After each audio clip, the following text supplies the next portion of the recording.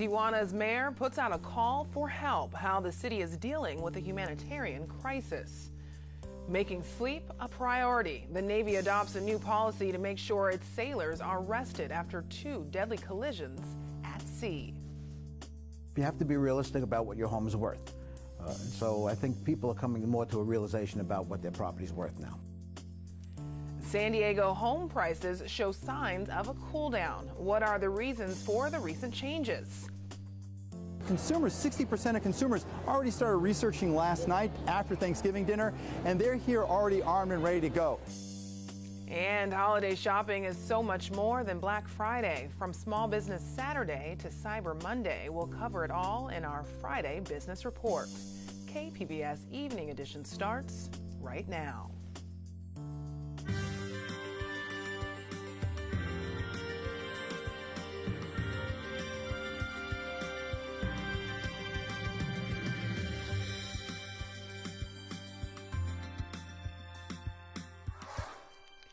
Good evening and thanks for joining us. I'm Ebony Monet.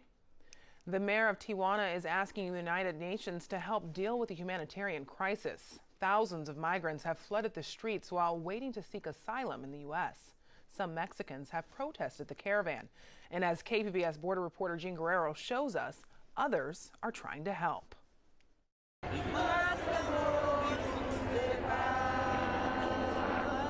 Maria Guina Perez fled the bloody streets and hunger of Honduras with her 3-year-old. For a moment, she found comfort in a street mass organized by Tijuana residents. They're 1 block from a large municipal sports facility housing nearly 5,000 members of the Exodus and face weeks of waiting to ask for asylum in the U.S. The caravan members prayed for strength. Many wept in fear and hope. Perez prayed for God to feed the babies in the caravan. She told us there isn't enough food at the shelters. This morning my boy was hungry, and someone gave me shoes to sell to give my baby food.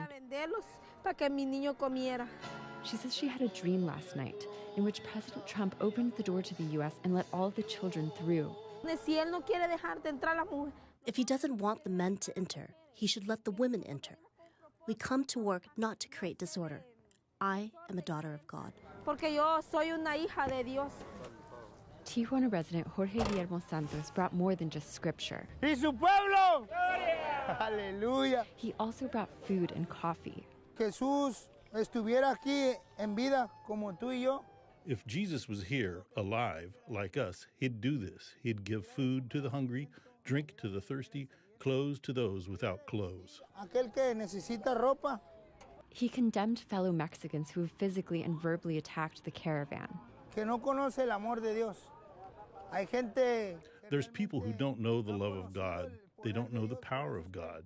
So they act like that because they don't know God. Y están de esa manera. Porque no han conocido a Dios.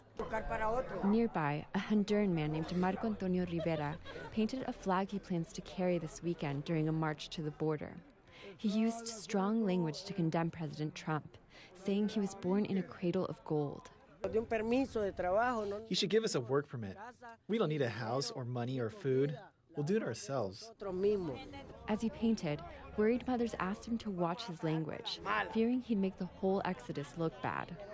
Dozens streamed from the shelter to a job fair to see if they could find temporary work while waiting to get into the U.S. Jean Guerrero, KPBS News. Rain in Northern California has helped extinguish the Camp Fire. CAL FIRE says the fire is now 95% contained.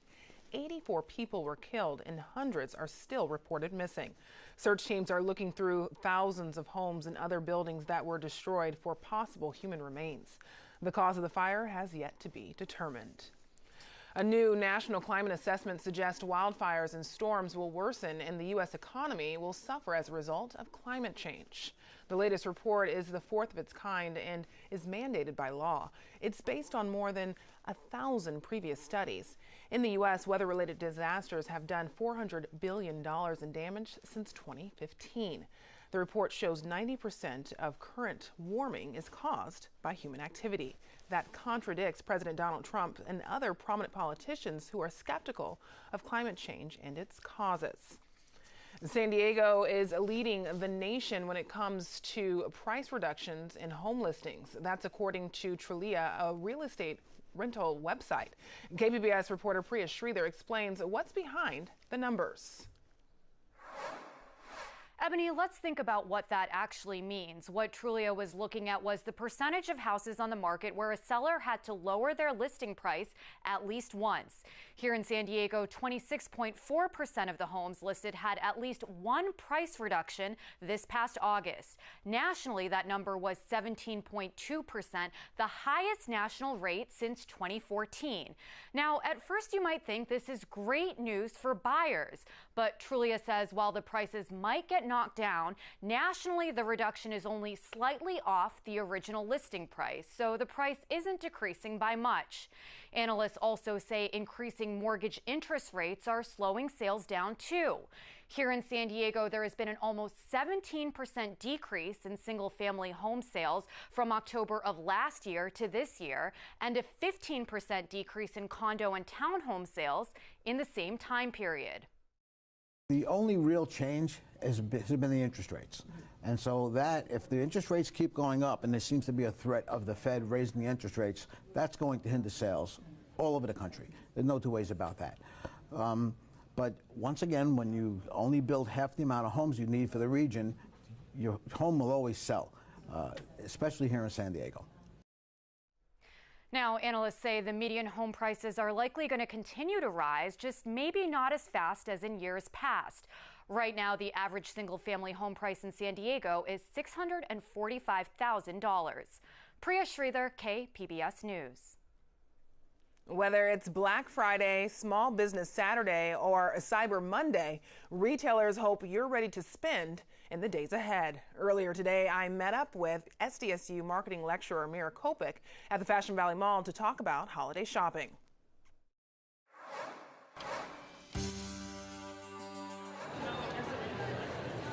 Miro, so it's the day after Thanksgiving, which also bears another name, which is Black Friday. We're here at the Fashion Valley Mall, which has a steady crowd. What are big stores, retailers doing to get people in the doors beyond just a sale? Well, retailers have really done a great job at improving their user experience. So from when people shop online, the way they can shop, how they can research products is way better today than it was a couple of years ago, both online and on their mobile devices. So consumers, 60% of consumers already started researching last night after Thanksgiving dinner, and they're here already armed and ready to go. And that's a big advantage for stores that they've kind of whittled away against Amazon. Amazon's great, we're Prime members, but buying anything that you wear, touch or feel or smell, it's really hard over the internet unless you know exactly what it is. I've learned from our conversations that this time of year is very important to retailers and their bottom line for the entire year. So overall, how's the health of retail this time of year? You know, it's interesting. For retailers, this window represents in most cases about 30% of their overall annual sales, which is 3 times their average monthly sales volume. So this is really critical. So they put all their eggs in this basket. And this year, consumers are not going to disappoint. Consumers are going to spend over $1,000 on gifts, decorations, cards, and out of that $1,000, they're going to spend $150 at least on themselves. So consumers are confident. Their unemployment is low, they've got cash in their pocket, gas prices are low, so they're redirecting it to not only family and friends, but also parties and a little bit for themselves. This whole bag was like $170, and we got like 3 pairs of jeans, a jacket, a couple shirts. So even though Black Friday is a very important day of the year for retailers, it's not the only big shopping day of the year. In fact, over the recent years, there's something that's called Small Business Saturday and Cyber Monday. So it's not as popular and well known as Black Friday. How are consumers responding? Well, it's interesting because this whole weekend, this whole Black Friday weekend is really important. Over $90 billion are going to be sold between last night and the end of Cyber Monday on Monday, which is almost 15% of all shopping dollars during the holiday shopping window. So it's really important. Small Business Saturday started about 9 years ago with American Express supporting its small businesses to help boost their sales. And it's gotten to be a very big holiday because Americans really want to shop local. Consumer research shows that over 80% of Americans plan to shop at least in some of their community stores. And this year, Amex is really pushing a lot of pop-up stores through the Etsy website, and they're actually really focusing on women-owned businesses, really taking advantage of the Me Too movement and really driving this. And for these small businesses, in some cases, Small Business Saturday is 10% of their annual sales. So people really come to these locations, and it's very important to those small businesses on Main Street, USA. You mentioned that Cyber Monday will be big. Any idea of like how big it might be? You know, Cyber Monday is going to hit almost $8 billion by itself on Monday, which is almost a 20% increase over last year. In fact, just a little context, this year 1 in 6 purchases are going to be made online. That's still about 15 to 18%, but it's still an important amount, and it's really driven by Cyber Monday. And consumers are looking at not only shopping online, but really on their mobile devices. This year, we expect almost half of all purchases made on Cyber Monday to be made on a mobile device. And if you're an Apple owner, you're going to spend a lot more than if you're an Android owner. That's the research over the last couple of years. And with online shopping being so popular, are you surprised by the crowds here?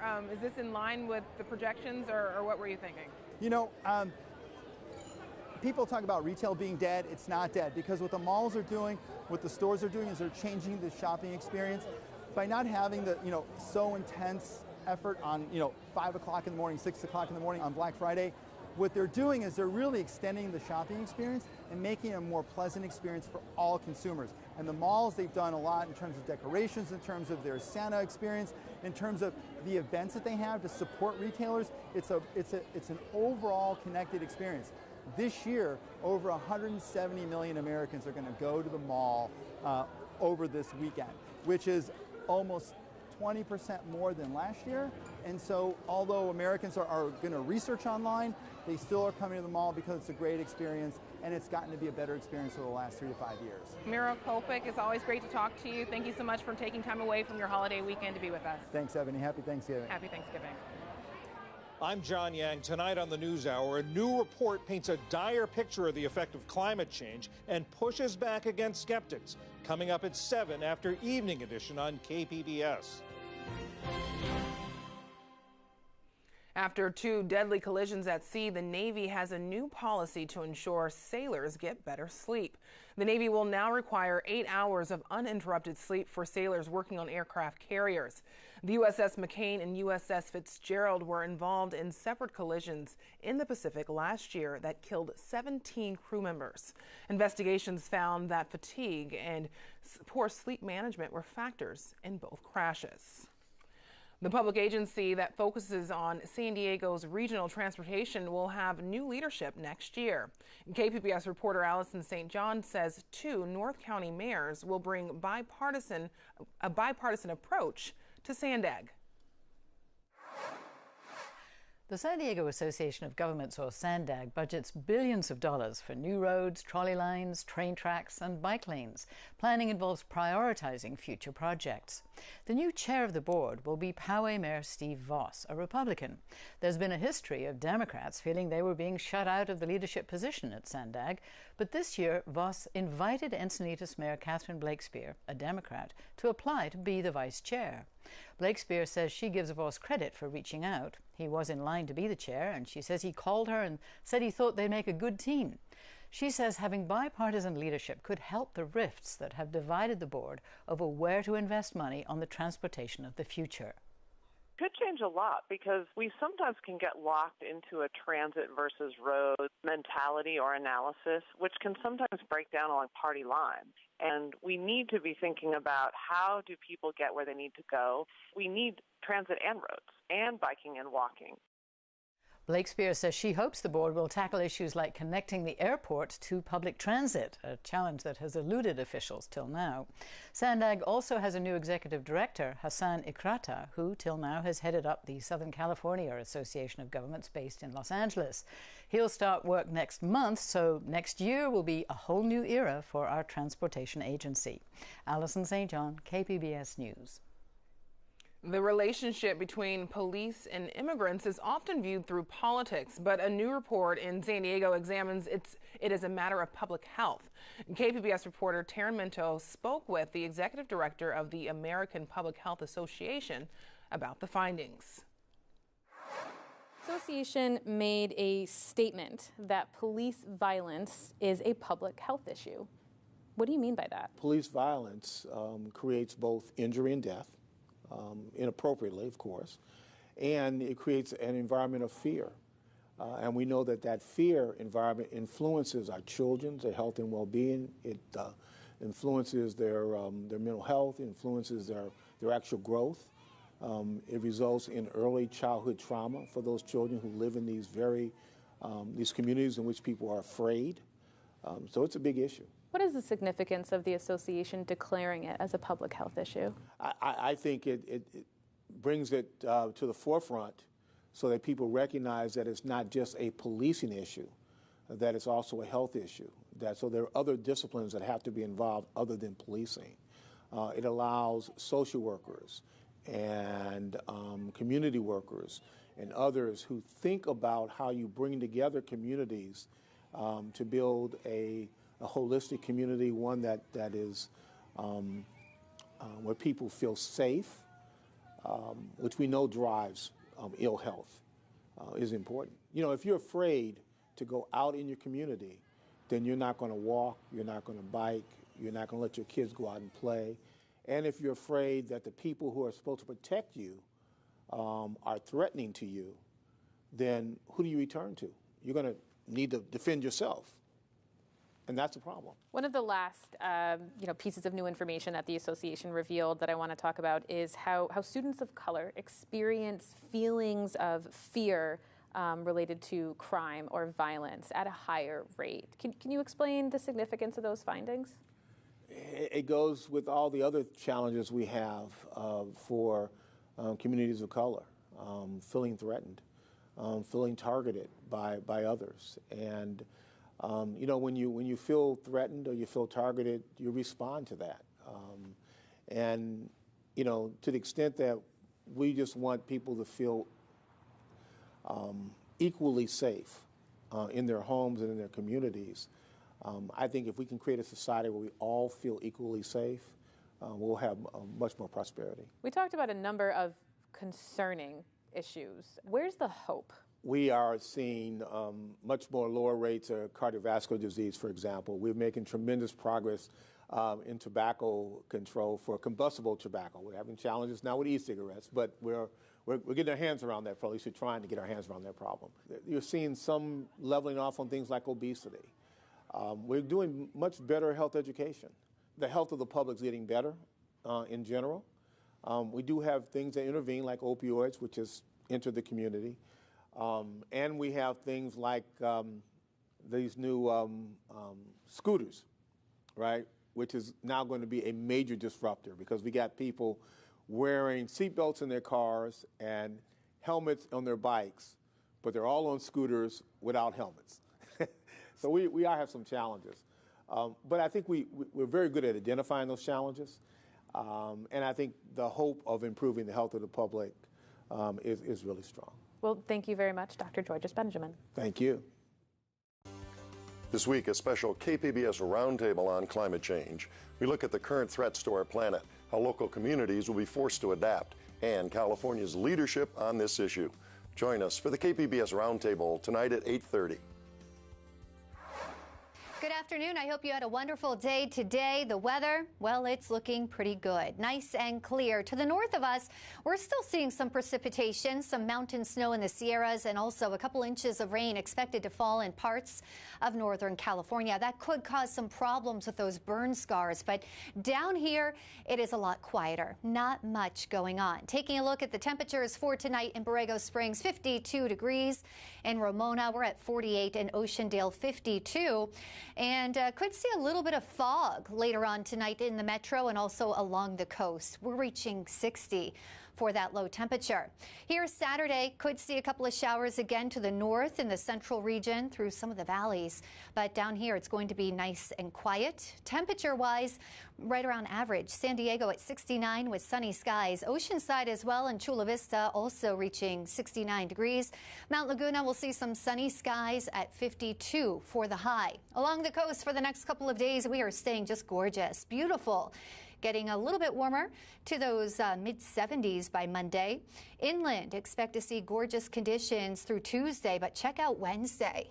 Could see some rain and some drizzle that could be beneficial here. Temperatures will remain in the 70s. In the mountains, mostly sunny, a bit breezy. Sunday and Monday, Santa Ana winds are kicking back in, so be careful traveling through those mountains and passes. The temperatures will remain in the 50s.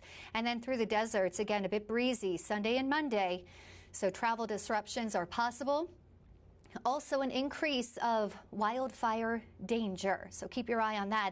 It's going to stay sunny and dry all week long. Temperatures again in those mid-70s. Our lows, look at that, dipping down to the 40s by Monday. For KPBS News, I'm Erin Calandra. NASA's InSight spacecraft remains on track for its Monday arrival on Mars, and NASA plans to make a show out of it. To see all of it, you'll have to get up pretty early. NASA will provide 2 live streams from the Jet Propulsion Lab in Pasadena. Coverage begins at 3 a.m. The landing itself is expected later in the morning. One of NASA's streams will include interviews and commentary from scientists. The other will be an uninterrupted feed of cameras inside NASA's mission control.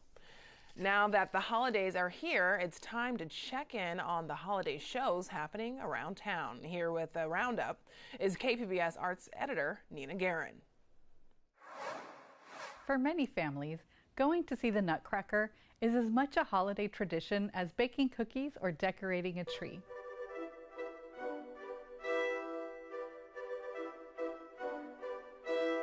The story's about a young girl who receives a magical nutcracker for Christmas and is transformed to a magical land of sweets and snow. There are nearly 24 Nutcracker ballets being performed throughout the county, ranging from full company ballets to adaptations by local schools. The biggest and most traditional Nutcrackers are staged by California Ballet, City Ballet, and San Diego Ballet. But you can also find schools with quality productions, including San Diego Academy of Ballet and Ballet Arts. For a comprehensive roundup, go to kpbs.org/arts. Another holiday tradition that's uniquely San Diego is Dr. Seuss's How the Grinch Stole Christmas at the Old Globe Theater. Welcome, welcome, Fauramus. Welcome, welcome, Darudamus. Christmas Day is in our grasp. Now in its 21st year, the show is about the lonely Grinch, You're a mean one, Mr. Grinch. who goes from hating Christmas to letting the holiday spirit into his heart. There's a reason this show is so beloved. The songs are heartwarming, the costumes adorable, and the set looks like it was taken straight out of the pages of a Seuss storybook. Finally, don't miss She Loves Me, a musical that isn't so much about the holidays, but has all the charm and good cheer you'd expect from this season. You got mail. What is going on with you? Is it infidelity if you're involved with someone on email? This woman is the most adorable creature I've ever been in contact with. You might know the show because it inspired the 1998 romantic comedy You've Got Mail. It's about 2 co-workers who dislike each other in person, but unknowingly correspond via romantic letters. It may not be the best-known musical, but it should be. There isn't a bad song in the show, and the local production at Scripps Ranch Theater has a standout cast that makes this one of the best local shows this season. For KPBS Arts, I'm Nina Guerin. 3 years ago, the Rocky franchise was reinvigorated by the critically acclaimed Creed. The sequel is now in theaters with a new director. KPBS cinema junkie Beth Accomando has this review. Look at me. I like what you're doing out there, all right? You're a little tight. You're going to loosen up, all right? Here's what I want you to do. Ryan Coogler's Creed served up the perfect mix of indie drama and Hollywood crowd pleaser. It injected young blood into an aging franchise, but without losing any of the sentimental connections to the earlier films. Now, Creed 2 hits theaters.